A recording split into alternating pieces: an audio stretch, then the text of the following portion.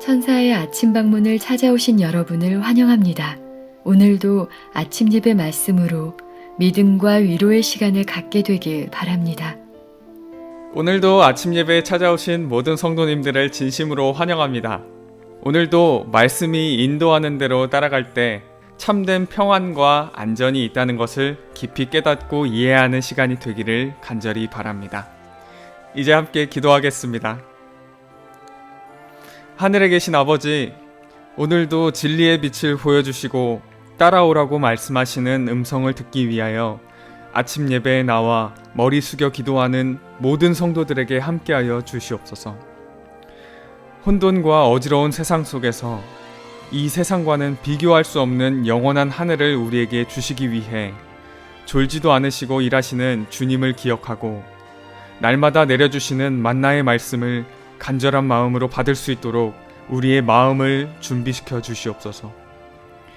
오늘도 권면해 주시는 목사님의 가정과 삶을 붙잡아 주시고 선교 사업 가운데 하나님께서 원하시는 열매들이 맺힐 수 있도록 인도하여 주시옵소서. 권면해 주실 때 성령께서 듣는 모든 성도들의 마음에 역사하여 주시옵소서. 예수님의 이름으로 기도드립니다. 아멘. 성도 여러분 안녕하십니까? 앞으로 우리는 몇 회 동안에 걸쳐서 성화와 거룩함에 대한 말씀을 아침마다 좀 살펴보려고 합니다. 우리 신앙의 중요한 변화와 전환점을 가져오는 문제가 될 것입니다. 말씀을 잘 챙겨서 들으시길 제가 간절히 부탁드립니다. 성도 여러분, 오늘 많은 사람들이 변화를 말합니다. 그 변화가 어디서부터 올까요? 변화는 말씀에서 오는 것입니다. 왜냐하면 하나님의 말씀은 능력이기 때문에 그렇습니다. 파워이기 때문에 그렇습니다. 말씀은 그냥 성경에 기록된 문자가 아닙니다. 하나님께서 말씀 한마디 하시자 그 말씀 속에 엄청난 에너지가 나가면서 해와 달과 별이 만들어진 것입니다. 짐승이 만들어지고 나무가 만들어졌습니다. 하나님의 말씀 속에 에너지가, 파워가 있기 때문에 그런 결과들이 생기는 것입니다. 우리의 변화도 마찬가지입니다. 성도 여러분, 말씀은 반드시 진리이어야 합니다. 하나님의 입에서 나온 그대로의 말씀이어야 합니다. 진리에서만 하나님의 말씀이 능력으로 나타나는 것입니다. 파워가 나타나서 우리를 변화시키는 것입니다. 자, 그런데 문제가 있습니다. 어떤 분들은 주님을 따라간다고 하는데 진리가 아닙니다. 진리가 무엇인지 모릅니다. 거짓 복음을 받아들인 것입니다. 거짓 복음을 받아들이면 어떤 일이 생길까요? 거룩하게 변화되지 않습니다. 넓은 길을 가기 때문이죠. 말씀과 계명대로 주의 뜻대로 나의 자신을 부인하고 십자가를 지는 그런 신앙으로 들어가지 않게 되는 것입니다. 그래서 변화하지 않게 되는 것입니다. 성도 여러분, 오직 진리만이 우리를 거룩하게 할 수 있는 것입니다. 요한복음 17장 17절이죠. 요한복음 17장 17절 오늘 본문 성경절입니다. 저희를 진리로 거룩하게 하옵소서. 아버지의 말씀은 진리이니이다. 성도 여러분, 하나님을 따라갈 때 가장 첫 번째 계단은 내가 믿고 있는 것이 진리인가 확인하는 것입니다. 아무리 열심히 따라가도, 아무리 큰 믿음을 갖고 따라가도 그것이 진리가 아니면 소용이 없는 것입니다. 그런데 내가 붙잡은 말씀이 진리이면 거기서부터 놀라운 변화가 시작되는 것입니다. 성도 여러분, 하나님의 말씀, 이 진리와 접촉하면은 반드시 변화가 생깁니다. 자, 어떤 변화가 생길까요? 온 마음으로 주의 말씀을 붙잡고 매달리면은 거룩하게 됩니다. 자, 거룩하다는 것이 무엇인가요? 거룩하다는 것은 내 뜻을 버리고 하나님의 뜻을 붙잡는 것입니다. 그것이 거룩입니다. 내 뜻을 버리고 하나님의 말씀에 순종하는 것입니다. 자, 그런데 우리가 하나님의 말씀을 무시하고 거절하면 어떻게 될까요? 내 뜻을 붙잡고 살아가게 되죠. 그러면 거룩함이 있을 수 없는 것입니다. 하나님의 말씀을 무시하고 거절하면은 아무런 변화가 생기지 않은 상태 그대로 있는 것이 아닙니다. 그것은 큰 오해입니다. 하나님의 말씀은 능력이기 때문에 그것을 받아들이면 거룩하게 되지만 거절하면 내 양심 속에 큰 상처가 생기고 완악하게 되는 것입니다. 받든지 거절하든지 결과가 생기는 것입니다. 성도 여러분, 하나님의 말씀을 거절하면 양심이 굳어집니다. 그래서 야고보가 이런 말씀을 한 것입니다. 야고보서 1장 22절입니다. 야고보서 1장 22절. 너희는 말씀을 행하는 자가 되고 듣기만 하여 자신을 속이는 자가 되지 말라. 이 말씀은 정말 두려운 말씀이죠. 성도 여러분, 말씀을 듣기만 하고 행하지 않으면 왜 우리가 우리 자신을 속이게 될까요? 자, 예를 들어보죠. 어떤 사람이 설교를 들었습니다. 성경 말씀을 읽었습니다. 성령의 깊은 감동이 있었습니다. 호소가 있었습니다. 그런데 그 말씀을 거절하고 무시했습니다. 순종하지 않았습니다. 그러면 이 사람이 어떤 태도를 나타내게 될까요? 다음에 그런 말씀이 들어오고 그런 설교가 들려올 때 이렇게 말하게 된 것입니다. 나도 그 설교 알아. 나도 그 말씀을 알고 있어. 나도 그 비유의 의미를 알고 있어. 나도 그 성경절의 뜻을 알고 있어. 라고 말하게 되는 것입니다. 다시 말해서 하나님께서 나에게 요구하는 뜻을 압니다. 그런데 순종하지 않겠다는 것입니다. 그러면서 이 사람은 자기 자신을 합리화하면서 이렇게 말하는 것입니다. 나는 올바른 신앙을 하고 있어. 내 믿음에는 문제가 없어. 라고 말하는 것이죠. 이것이 바로 말씀을 듣기만 하고 행하지 않음으로 빠지게 되는 자기 기만입니다. 말씀에 대한 지식을 갖고 있으면 내가 주님의 자녀라고 생각하는 것이죠. 말씀을 거절하고 무시하면 반드시 우리의 마음에 상처가 남는데 그것은 양심의 완악함입니다. 성도 여러분, 말씀은 파워입니다. 파워이기 때문에 반드시 결과를 남기는 것입니다. 받아들이면 변화되고 거절하면 완악해지는 것입니다. 자, 본문을 읽겠습니다. 성화란 무엇인가? 그것은 자, 곧 혼과 몸과 영을 전적으로 남김없이 하나님께 바치는 것이다. 자, 성화가 무엇이라고 했나요? 내 전체를 하나님께 드리는 것이라고 했습니다. 나누어지지 않은 마음, 두 주인을 섬기지 않는 마음, 이것이 성화된 마음입니다. 자, 이렇게 성화를 제가 설명하면 많은 분들이 성화 그거 너무나 어렵습니다. 어떻게 우리가 그렇게 살 수 있습니까? 라고 응답합니다. 그런 식으로 반응을 하는 것입니다. 성도 여러분, 그것은 큰 오해입니다. 성화가 정말 우리가 도달하기 어려운 어떤 높은 꼭대기에 매달려 있는 경험일까요? 그렇지 않습니다. 성경이 말하는 성화는 이것입니다. 너희가 나를 사랑하면 순종한다는 것입니다. 그것이 성화입니다. 신랑이 신부를 정말 사랑하면 모든 것을 줍니다. 남김없이 줍니다. 그 마음이 나누어지지 않는 것입니다. 그것이 사랑입니다. 월급 전체를 신부에게 주고 집문서, 땅문서, 모든 재산을 아내의 이름으로 해놔도 불안하지 않는 것입니다. 사랑하기 때문에 그런 것입니다. 아내 마음에 기쁨을 주는 것이라면 무엇이든지 하게 되는 것입니다. 성도 여러분, 이것이 사랑이고 성화입니다. 많은 분들이 성화는 행위라고 하는데 성화는 행위가 아닙니다. 성화는 그것보다 훨씬 더 깊은 곳으로 들어가서 마음의 중심에서 일어나는 변화입니다. 성화는 진심으로 사랑할 때 맺혀지는 열매입니다. 사랑하면은 주님의 뜻대로 좁은 길을 걸어가게 됩니다. 그것이 성화입니다. 계속해서 읽겠습니다. 그것은 성화는 정당하게 거래하고 자비를 사랑하고 하나님과 겸손하게 동행하며 자아 또는 자기 이익과 상관없이 하나님의 뜻을 알고 행하는 것이며 순결하고 이타적이며 거룩하고 점이나 흠이 없는 하나님을 향한 마음가짐이다. 성화가 무엇이에요? 하나님을 향한 마음가짐입니다. 하늘을 향한 마음가짐입니다. 거긴 나누어진 것이 없다는 것입니다. 거긴 어떤 점이나 흠이 없다는 것입니다. 순수한 마음으로 하나님을 사랑한다는 것이죠. 성도 여러분, 우리가 정말 하나님을 사랑하고 신뢰하면 어떻게 될까요? 하나님께서 싫어하는 것들 하지 않게 되죠. 하나님 마음에 아픔을 주는 것들 하지 않게 되는 것입니다. 그것이 성화입니다. 하나님을 공격하고 있는 사탄이 좋아하는 것들 하지 않게 되는 것입니다. 그것이 성화입니다. 거룩함입니다. 사탄이 좋아하는 것을 내가 하지 않고 버리게 되는 것이죠. 혐오하게 되는 것이죠. 그것이 성화라는 것입니다.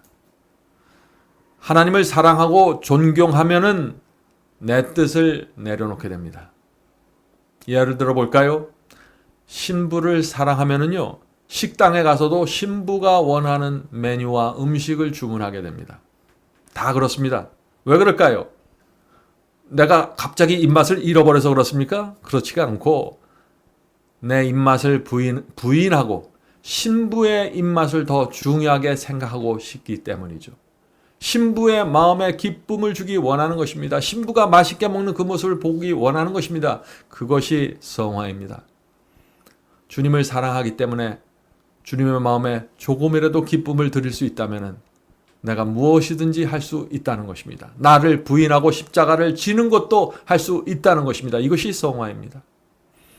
사랑하기 때문에 내 뜻을 내려놓고 순종하게 되는데 이것이 변화이고 거룩함입니다. 성도 여러분, 변화와 거룩함은 당연한 것입니다. 어떤 사람들에게요? 사랑하는 사람들에게 말이죠. 겉으로 볼 때, 남들이 볼 때 그것은 마치 희생처럼 보이고 손해처럼 보입니다. 그러나 그 희생과 손해를 하는 그 사람에게는 그것은 사랑이고 기쁨이고 만족이 되는 것입니다.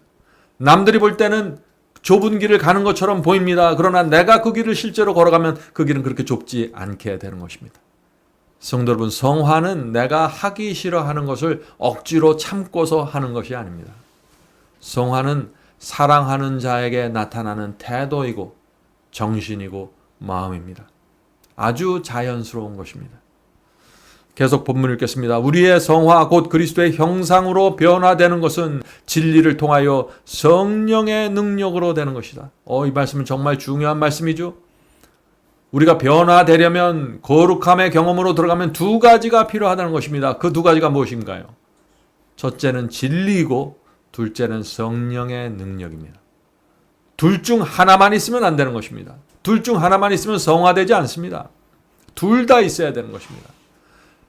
자, 만약에 진리는 있는데 성령이 없으면 어떻게 될까요? 교리만 이해한 상태에서 끝입니다. 그런 사람들은 까다롭고 메마른 사람으로 살아가게 되는 것입니다. 성령이 없기 때문에 그런 것입니다. 성령의 감동과 은혜가 없는데 진리에 대한 지식만 붙잡고 살아가게 되는 것이죠. 참 슬픈 생애를 살아가게 되는 것입니다. 자, 반대의 경우도 있습니다. 진리를 모르는데 성령만 받아들이고 하는 것입니다. 그렇게 되면 어떻게 될까요? 원칙과 양심이 없는 감정적인 신앙에 빠지게 됩니다. 거짓 성령을 통해서 사탄에게 미혹당하기 아주 쉽게 됩니다. 성도 여러분, 진리를 모르면은 사탄이 잡아먹기 쉬운 가장 쉬운 사냥감이 되는 것입니다. 계속해서 읽겠습니다. 그러므로 이러한 변화를 우리 안에 이루려면 무슨 뜻인가요? 진리와 성령의 능력으로 생기는 이 변화를 우리 안에 이루려면 하는 얘기죠. 우리 안에 이루려면 진리를 무조건 온전한 마음으로 받아들이는 일, 곧 그 영혼을 변화시키는 능력에 남김없이 굴복시켜야 한다. 여기 두 가지 키워드가 나옵니다. 무조건이라는 단어와 남김없이 굴복시킨다는 말이 나오죠. 성도 여러분, 어떤 말씀이 진리라고 확증이 될 때, 깨닫게 될 때 무조건 받아들여야 하는 것입니다. 왜냐하면 그것이 의의 경험으로 나가는 첫 번째 계단이기 때문에 그렇습니다. 변화는 거기서부터 생기는 것입니다. 진리에서부터 생기는 것입니다. 성화와 거룩함은 진리에서부터 시작되는데 진리를 거절하면 아무것도 생기지 않는 것입니다. 성도 여러분, 진리가 무엇인지 깨닫고 마음에 받아들이고 내 뜻을 버리고 순종하는 이 전체 과정이 성령에 의해서 이루어지는 것입니다. 성령이 없으면 단 하나도 이루어지지 않는 것입니다. 그냥 받아들이는 데서 끝나고 깨닫는 데서 끝날 수 있는 것입니다. 성도 여러분, 여러분이 진리가 무엇인지 알게 되었습니까? 그렇다면 그것은 성령의 역사입니다. 진리를 마음에 받아들이고 붙잡으셨나요? 성령의 역사가 이루어진 것입니다. 하늘의 역사가 이루어진 것입니다. 진리에 순종하기로 결정하셨나요? 성령의 감동하심에 굴복한 것입니다. 하나님께서 좋아하시는 가장 큰 결정이 이루어진 것입니다. 모든 것은 성령의 역사입니다. 성도 여러분, 그러므로 여러분이 지금까지 했던 어떤 깨달음, 어떤 순종, 이 모든 것들이 아주 소중하고 중요한 경험입니다. 왜냐하면 하나님께서 여러분 속에 들어오셔서 그것을 만들어내신 열매이기 때문입니다. 그러므로 여러분이 갖고 있는 진리에 대한 깨달음과 지식과 경험, 순종, 이 모든 것을 소중하게 마음에 담고 사시길 바랍니다. 함부로 대하지 마시길 바랍니다. 자, 본문 읽겠습니다. 우리의 품성은 본질적으로 왜곡되고 도착되어 있다. 적절하게 발달되지 못한 결과로 품성이 균형 잡혀 있지 않다. 자, 우리는 태어나면서부터 이기적이고 교만한 본성을 갖고 태어납니다. 그리고 진리를 깨닫고 온 마음을 주님께 드릴 때까지 오랜 세월 동안 어떻게 합니까? 본성에 끌려서 살아가게 되죠. 진리를 모른 채 살아가는 것입니다. 죄로 인해서 그래서 우리의 품성이 왜곡되고 이기적이고 아주 문제가 많은 성품을 갖게 되는 것입니다. 계속해서 읽겠습니다. 탁월한 자질이 못마땅한 특성과 결합되어 오랜 방종을 통하여 그릇된 성향들이 제2의 성격이 된다. 그리고 많은 사람이 자신의 버릇을 완강하게 고수한다.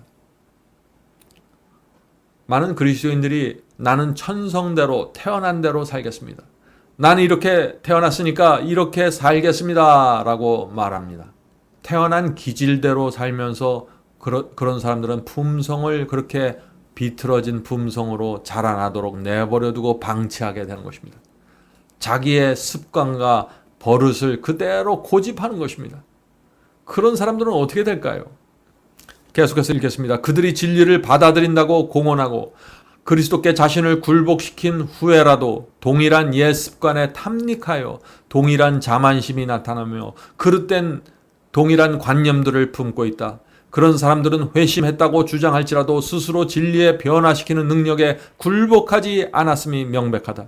만일 그와 같이 그리스도를 그릇 나타내고 있는 사람이 변명을 하며 버리지 않는 품성의 결점들이 초래한 약점을 알게 된다면 그는 공포로 가득 찰 것이다. 내 품성의 약점을 있는 그대로 내버려두면서 변명을 하고 그것을 자꾸 합리화시키고 자기 힘 안에 빠지면 어떻게 될까요? 공포로 가득 차게 된다. 자, 왜 공포로 가득 차게 될까요? 이것이 얼마나 무서운 결과를 초래할 것인지 알게 되기 때문입니다. 결국에는 오늘 많은 그리스도인들이 성화와 거룩함의 이 중요성을 바라보지 못하는 것입니다. 구원은 믿음으로 받는다는 말만 계속 되풀이하면서 살아가고 있는 것입니다. 오늘 유행하는 구원론이 무엇입니까? 믿으면 구원받는다는 것입니다. 구원을 내 중심으로 생각하는 것입니다. 나만 구원받으면 되는 것입니다. 내가 주님을 잘 믿고 교회 열심히 다니면서 나만 구원받으면 된다는 것입니다. 그래서 내가 어떻게 구원받을 수 있을까에 초점을 맞추고 살아가는 것이죠. 헌금을 잘 내야 구원받는다고 가르치면 헌금 열심히 드리려고 하고 또 어떤 행위를 열심히 해야 구원받는다 그러면 그 행위에 또 집중하고 이렇게 해서 구원을 얻어내려고 애쓰는 것입니다. 성도 여러분, 이제 우리의 시선을 돌려야 합니다. 우리는 하나님과 사탄의 전쟁 사이에서 살고 있다는 것입니다. 그 전쟁에서 우리를 살리기 위해서 하나님의 아들이 이 땅에 내려오셔서 죽임을 당하셨습니다. 그것이 전쟁의 실체입니다. 그러므로 우리는 이 하나님과 사탄의 전쟁에서 어떻게 해서든지 내가 하나님 편에 서 있어야 한다는 이 결심과 믿음을 갖고 있어야 되는 것입니다. 구원은 내가 하나님의 편에 서서 살아간 결과로 주어지는 선물입니다. 하나님께서 보상해 주시는 것입니다. 너희가 내 편에 살기 위해서, 내 편에 서기 위해서 나를 위해서 희생하고 좁은 길을 걸어갔지. 내가 보상을 해줄게 하면서 주시는 것이 구원과 영생입니다. 성도들은 바로 여기에 성화의 중요성이 있는 것입니다. 성화는 하나님의 편에 서서 살아가는 삶입니다. 그런데 오늘 많은 분들이 사탄의 편에 서서 살면서 구원은 하나님께 가서 받으려고 하는 것입니다. 사탄이 주는 유혹과 충동대로 살아가면서 내 자신을 부인하지 않으면서 구원은 십자가의 피로 얻어내려고 하는 것입니다. 그런 분들에게 이 성화는 전혀 이해될 수 없는 하나의 추상적인 관념에 불과하게 되는 것이죠. 성도 여러분, 하나님을 사랑하면 하나님의 편에 서서 사탄과 싸우게 됩니다. 하나님과 사탄의 전쟁에서 어떤 희생을 치르더라도 내가 하나님의 군사로 살겠다는 마음의 결단이 서게 되는 것입니다. 뜻을 정하게 되는 것입니다. 그것이 성화의 시작입니다. 성화란 내가 사랑하는 주님의 뜻대로 살기 위해서 내 몸을 쳐서 복종시키기까지 하는 것입니다. 성화는 하나님께 영광 돌리기 위해서, 기쁨을 드리기 위해서 내 자신을 부인하고 십자가를 지는 것입니다. 그것이 성화입니다. 성화는 하나님을 진심으로 사랑하고 진심으로 감사하기 때문에 주님을 위한 결정과 주님을 위한 선택을 하는 것입니다. 그것이 성화입니다. 본문 읽겠습니다. 자신의 생활 방식이 변화될 필요가 없다는 생각을 아무도 하지 말게 하라. 기꺼이 자신의 잘못을 바라보고 그리스도의 뜻을 배우기 위해서 하나님의 말씀을 연구하며 그리고 그분의 뜻이 그들 안에서 그들로 말미암아 그들을 통하여 이루어지도록 기도하면서 자아를 불신하는 가운데 끊임없이 하나님의 말씀에 유의하지 않는 한 아무도 안전하게 행할 수 없다. 성도 여러분, 얼마나 중요한 말씀입니까? 그래서 성경은 두려움과 떨림으로 구원을 이루라는 말씀이 나오는 것입니다. 주님을 믿고 영접하면은 안전지대로 들어가는 것이 아닙니다. 주님을 믿고 영접하는 것을 사탄이 보면은 내버려 두질 않는 것입니다. 계속해서 충동하고 유혹하고 시험을 주는 것입니다. 그래서 흔들려 떨어져 나가게 만드는 것입니다. 그래서 성화가 필요한 것입니다. 성도 여러분, 성경은 왜 죄와 세상을 이기는 성화를 말할까요? 왜냐하면 사탄은 끊임없이 우리를 유혹하고 우리의 육체 속에서 죄된 충동이 올라오도록 계속해서 자극하기 때문이죠. 자, 우리가 어떻게 이 사탄이 주는 죄된 충동과 유혹을 물리칠 수 있을까요? 중요한 질문이죠. 날마다 주님을 바라보아야 합니다. 주께서 가시는 길을 따라가야 됩니다. 말씀을 마음속에 넣어야 합니다. 예수께서도 가라사대라는 말씀으로 사탄의 유혹을 물리치셨습니다. 말씀을 마음에 넣어야만 우리의 마음이 부패되지 않게 됩니다. 말씀이 마음을 붙잡고 있어야만 육체에서 올라오는 그 악한 충동에 의해서 우리의 마음이 오염되지 않게 되는 것입니다. 성도 여러분, 이 기도와 말씀, 성령의 도우심이 얼마나 필요한지 아는 성도들은 성화의 길을 걸어가게 될 것입니다. 자, 마지막 문단을 읽겠습니다. 그들이 자신을 신뢰하지 않고 그리스도를 신뢰한다는 사실을 그들은 드러낸다. 여기서 그들이 누군가요? 자기를 부인하는 사람들입니다. 자기를 부인하는 사람들은 진리란 성악해 되고 세련되게 할 수 있는 거룩한 보물이라고 주장하게 된다. 그리고 끊임없이 자신의 말과 태도를 그 원칙에 조화시키려고 애쓰게 된다. 주님을 사랑하니까 이런 애씀과 노력과 수고가 나오는 것입니다.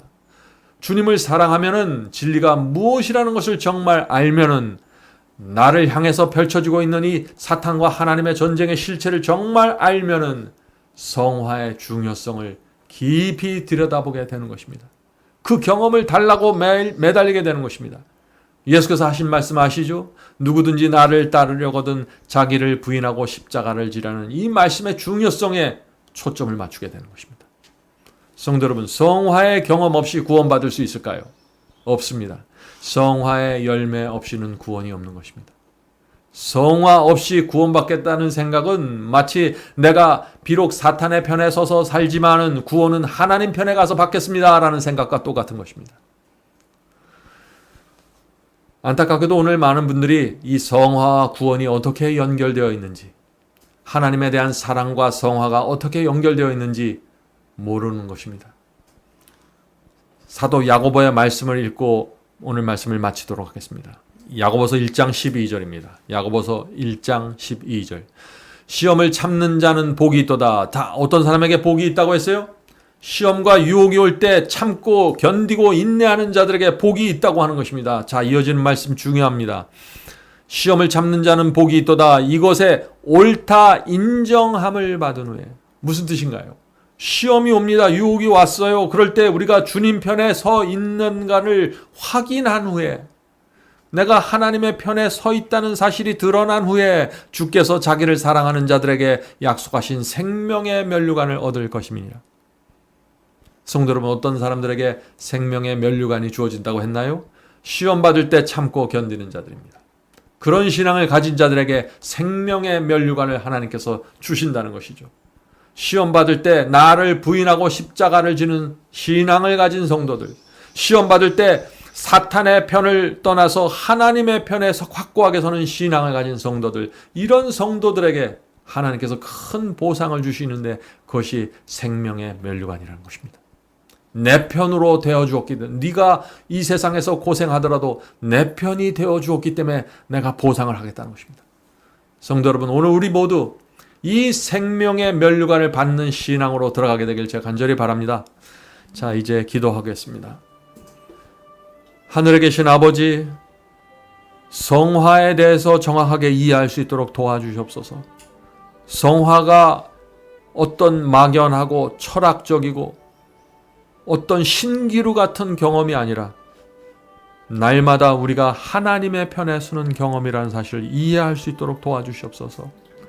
하늘에 계신 아버지, 주님을 사랑하는 자는 하나님의 편에 가서 선다는 이것이 성화라는 진리 깨닫게 도와주시옵소서. 하늘에 계신 아버지, 날마다 우리가 자신을 부인하고 십자가를 진다는 것이 지루하거나 지치는 경험이 아니라는 사실을 이해할 수 있도록 도와주시옵소서. 하나님을 사랑하기 때문에 저희가 이렇게 살기 원합니다. 주님의 마음에 조금이라도 기쁨을 드리는 것이 저희의 소원이기 때문에 성화에 대한 진리를 받기 원합니다. 도와주시옵소서.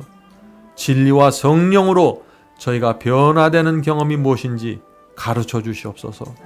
오늘 이 자리에 모인 성도들에게 성화의 경험을 시작시켜 주시옵시고 깨닫게 하여 주시옵소서.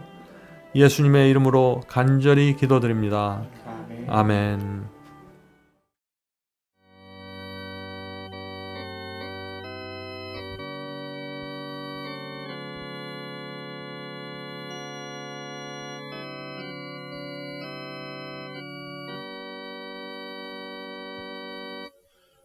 나의 죄를 대신하여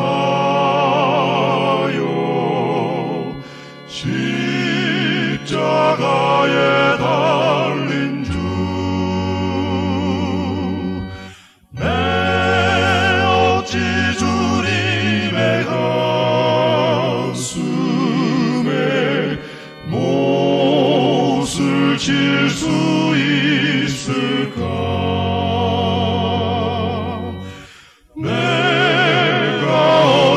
다시 주를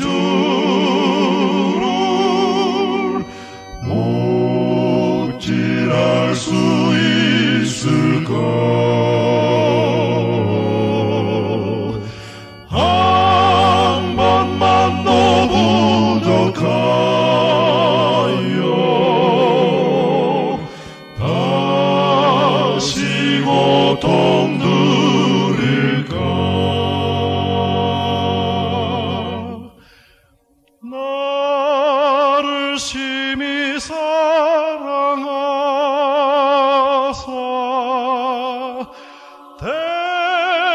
대속하신 주님을 내가 다시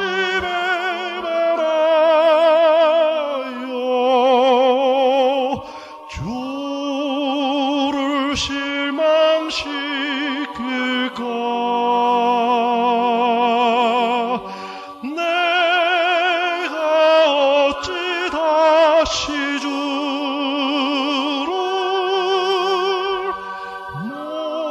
못질할 수 있을까? 한